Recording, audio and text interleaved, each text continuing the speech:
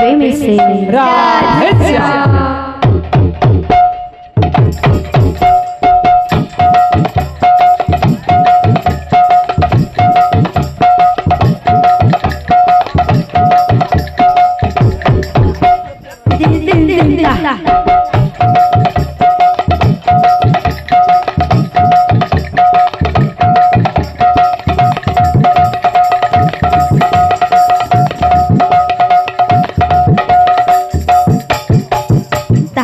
वृंदावन बिहारी लाल के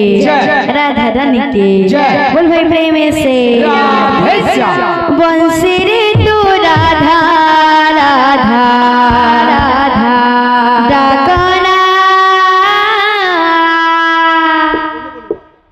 बंसी रे तू राधा राधा राधा डाकना बंसी रे तू राधा बंसी रे तू राधा राधा तू धरे डके दे रे राधा तक लगे कोनो आनंदा तू धरे डके दे ले राधा राधा राधा तक लगे कोनो आनंदा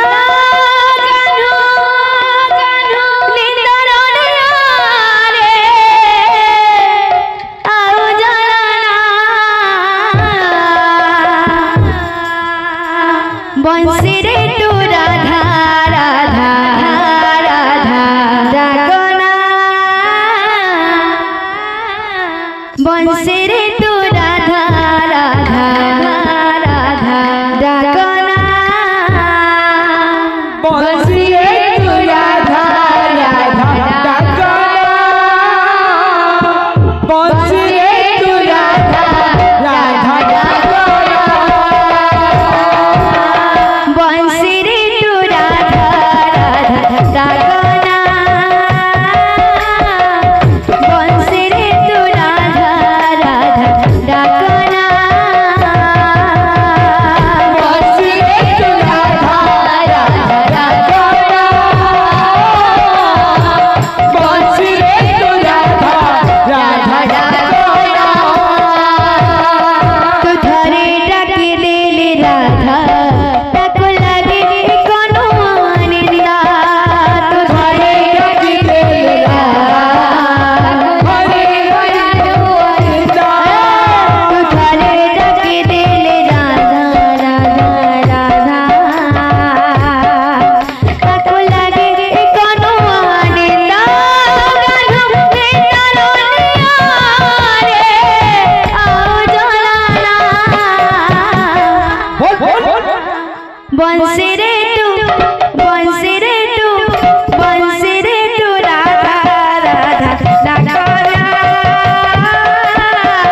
बंसी रे तू राधा राधा डाकना